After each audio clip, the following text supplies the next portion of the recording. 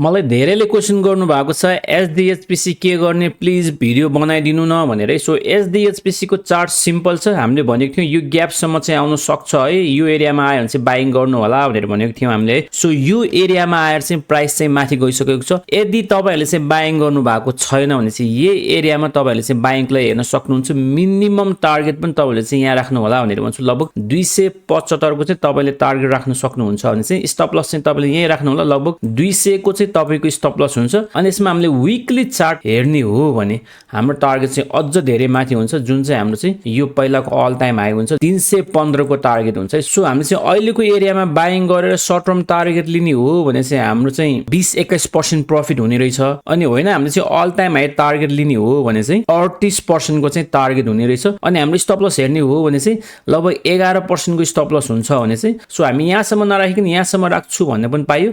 यहाँसम्म राखे पनि हाम्रो चाहिँ 20% को चाहिँ हाम्रो टार्गेट हुन आउँछ। रिस्क रिवार्ड रेसियो हेर्ने हो भने चाहिँ लगभग हाम्रो चाहिँ 1:2 हुन आउँछ। सो यदि तपाईहरुसँग छ भने चाहिँ होल्ड गर्नु होला भनेर भन्छु भने चाहिँ, अनि किन्ने सोचिराख्नु भएको छ भने चाहिँ यस बाइङलाई चाहिँ जान सक्नुहुन्छ।